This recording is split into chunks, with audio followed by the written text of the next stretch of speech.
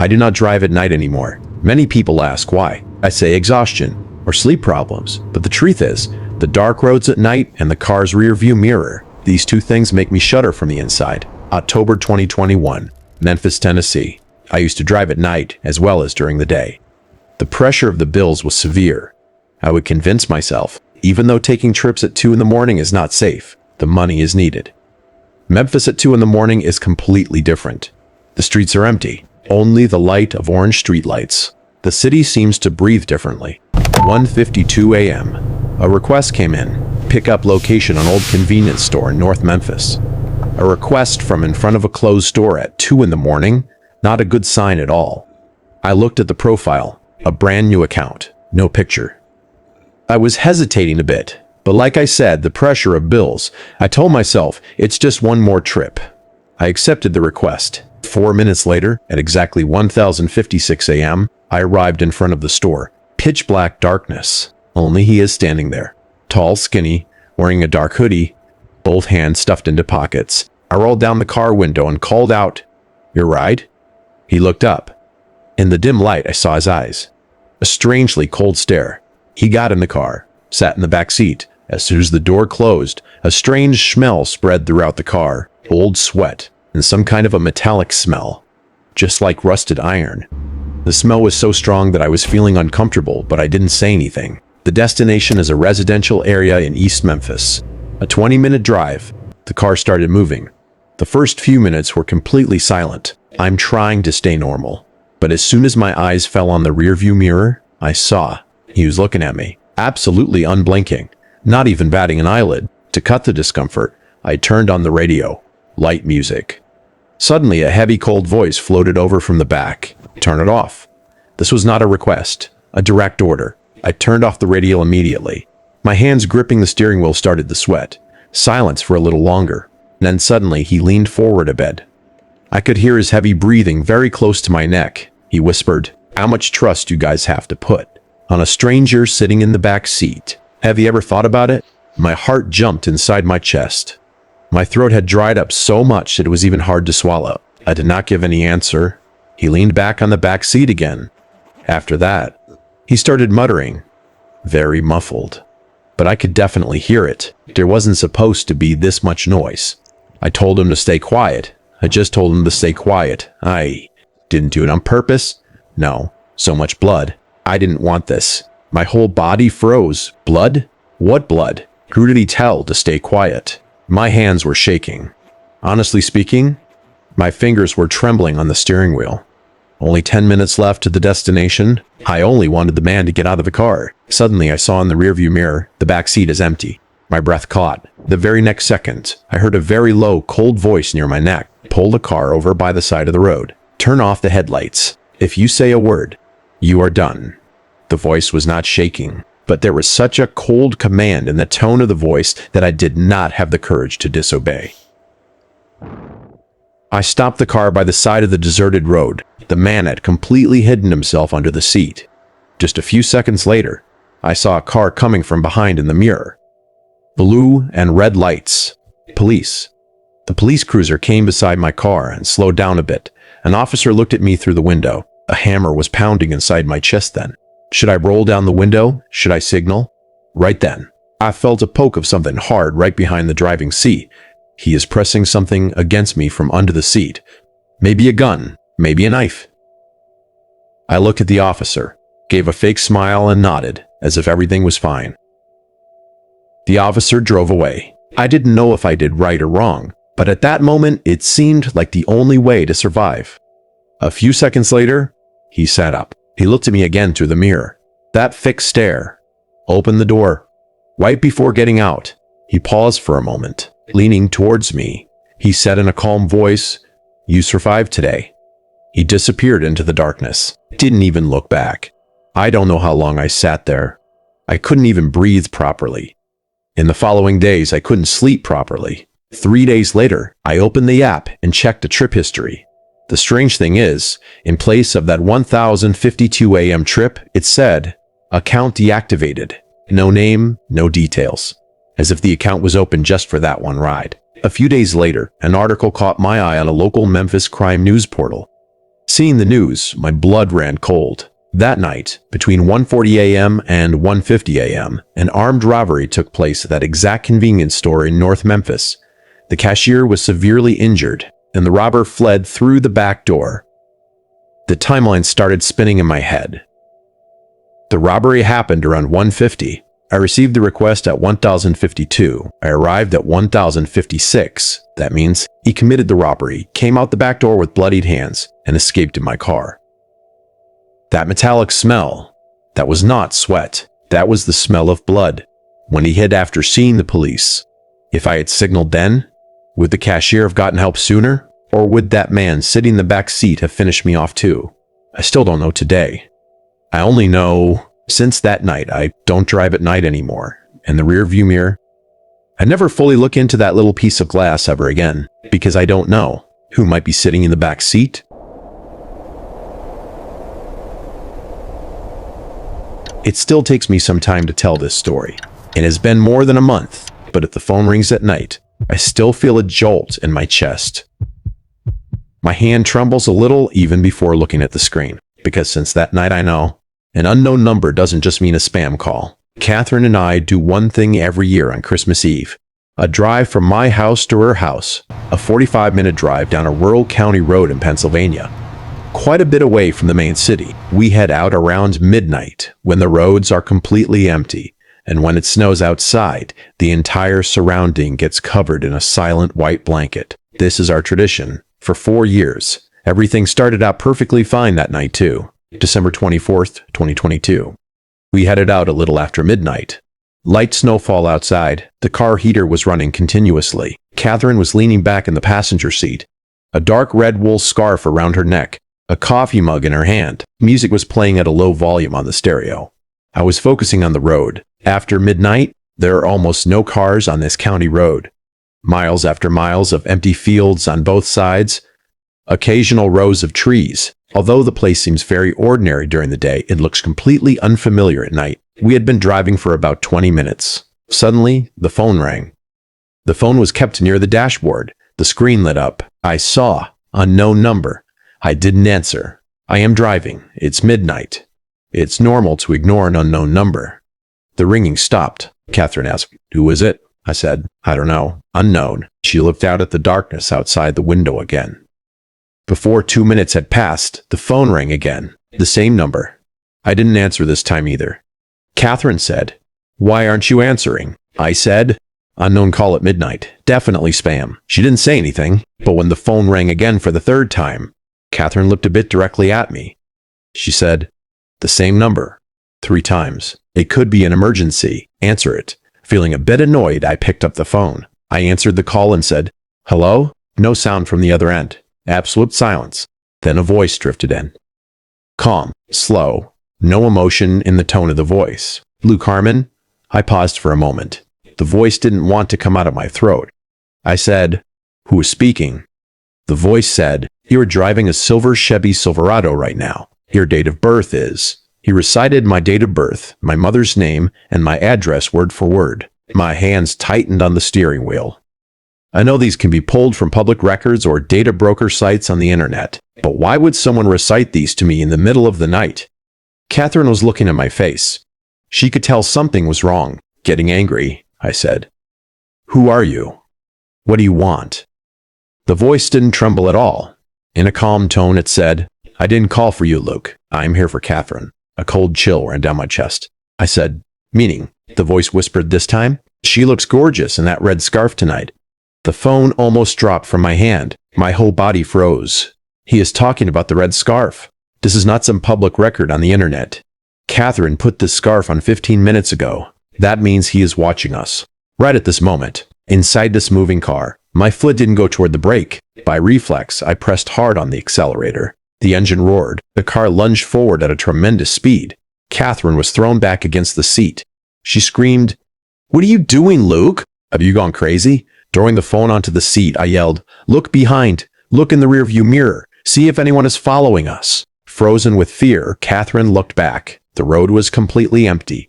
Pitch black darkness. No headlights in the distance.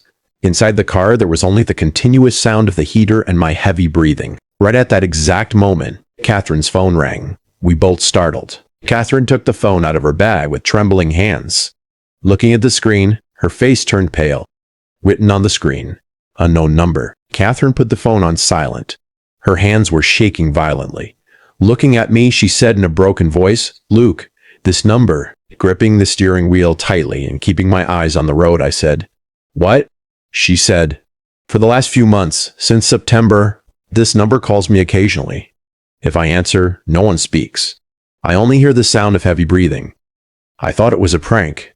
I didn't realize, September, 3 months ago, meaning someone has been stalking Catherine for the last 3 months, tracking her." Paranoia started kicking into my head. How did he know we were on this road? We didn't post anything on social media.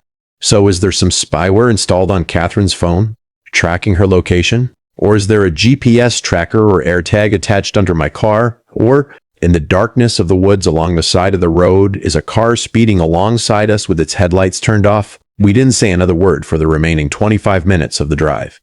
My hands were slipping on the steering wheel from sweat. I was just looking in the rearview mirror over and over. At every turn, it felt like someone was going to stand there blocking the road.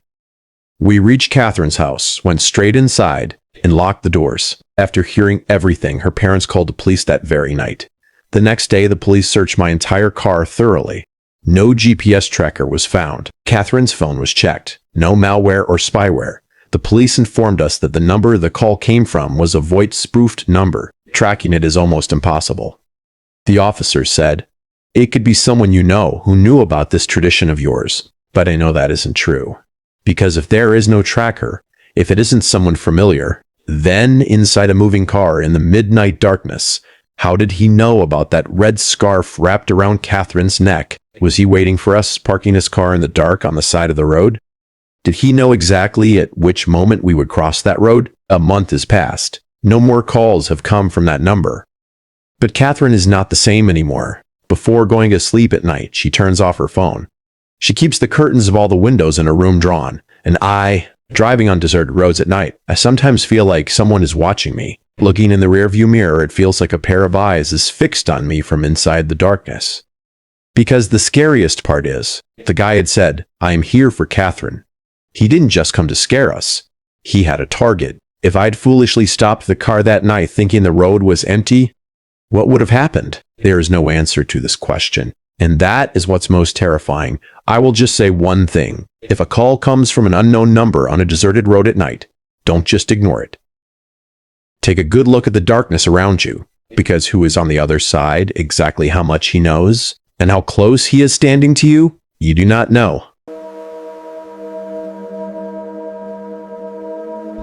I know, hearing this many will say, the human mind acts exactly like this when alone. Spending the night in the woods feels scary, that is normal. But the police also saw that abandoned house, saw that diary. This was not some illusion created by my mind. I had a severe sensitivity to sound. Doctors gave it various names. The sounds that are normal to ordinary people are like physical agony to me, a sudden loud noise, the continuous sound of traffic. These would enter my head and pierce like needles. I used to live in Portland. Due to the noise, my going outside had almost stopped. That's when I decided, I will leave everything and go somewhere for a few days. I need true silence. I found a cabin for rent online in the deep woods of the Pacific Northwest, about a 2-hour drive from Portland. It was written in the listing, no neighbors within a few miles around, an absolutely peaceful environment. Just reading the line made my chest feel lighter. I went there at the beginning of November. The cabin was small but clean. A small porch in the front, a pile of wood in the back. Just giant pine trees all around. The first 2 days were the best days of my life. I didn't know before what true silence was like. Only the sound of the wind, the rustling of leaves. My nerves calmed down for the first time. But on the afternoon of the third day, there was a knock on the door. I was startled. There is no one nearby, so who is it? I opened the door. An old woman was standing there. Age over 70, petite figure, white hair tied back, wearing a thick wool sweater, a small basket in her hand, a few apples inside. She smiled. She said, "You are new here. I am Michelle. I live right nearby." Live right nearby? I looked around from the porch, trees and trees, no houses. I asked, "Where do you live?" She raised her hand and pointed toward the woods. She said, Over there. About a 10-minute walk and you'll reach it. I was a little surprised, but didn't say anything. Extending the basket, she said, apples from around here. From my own tree. I took them. We had normal conversation for a while. But there was something strange in her eyes. The way she looked, as if she was listening to me, but looking at something else at the same time. Before saying goodbye, she paused for a moment. Then in a low voice, she said, "One thing. Don't open the door at night, no matter what you hear." I said, "Meaning?" She didn't say anything else. She just looked at me once with that strange stare. Then she stepped off the porch and walked toward the woods. I stood and watched. She disappeared completely into the trees. While going to sleep that night, the words kept spinning in my head. Don't open the door at night. I reasoned with myself, an old woman living alone in the woods, maybe a little eccentric. The next few days were quite peaceful. I didn't see Michelle again. But on the 5th day, a storm arrived. The sky had been dark since the afternoon. By 8 at night, a terrible storm began. For me, this was the beginning of a nightmare. What the sound of a storm is to ordinary people, it is much more than that to me. Every drop of rain, every roar of the wind, everything was entering my head all at once. Around 10 at night, there was a knock on the door. At first I thought it was the sound of the storm, but no, a clear knocking sound. Going to the door, I said, "Who is it?" A voice came from outside. "I am Michelle." At 10 at night, in the middle of the storm? I opened the door. She is standing there completely drenched, hair plastered to her face, but there is no panic on her face. That same calm stare. She said, "There was someone near your woodpile a little while ago." I kept staring. "The woodpile is behind the cabin. It cannot be seen from the road." I said, "How did you see it?" She paused for a moment. Then she said, "I was walking." "In the storm? This late at night?" She didn't answer anymore. She said, "Will you let me come inside?" An alarm was ringing inside my head. I said, "Wait a moment." I went inside and brought a flashlight. Cracking the back door open slightly, I shined the light toward the woodpile. No one is there. "Coming back," I said. "No one is out back. You come inside, dry yourself off." But she shook her head. She said, "No, I am leaving. You keep the door locked tonight." She turned, stepped off the porch, and walked into the darkness. I quickly closed the door and locked it. 15 minutes later, I went to the kitchen to drink water. The lights were off. The edge of the woods can be seen through the window. Almost nothing can be seen outside in the storm. Suddenly, a bolt of lightning flashed, and in that one moment of light, I saw a figure standing at the edge of the woods. Petite, white hair. Michelle. She left 15 minutes ago, but is still standing there soaking in the rain and staring fixedly toward my window. I quickly moved away and pulled the curtains. My hands and feet were turning cold. What is she doing there? I came and sat in the living room.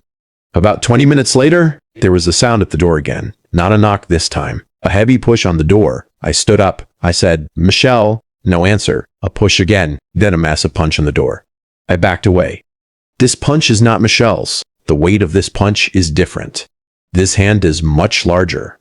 Then there was a sound, which magnified 10 times inside my ears and rang like an explosion. The sound of the door breaking. The deafening sound of wood splintering pierced my ears, head and chest all at once. The door crashed open. A huge-bodied man entered inside. A hat on his head, face half covered, jacket wet. He looked at me once.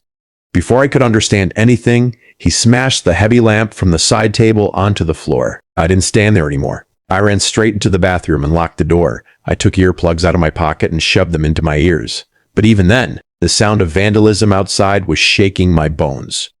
The sound of chairs overturning, the sound of glass breaking, the noise of heavy footsteps.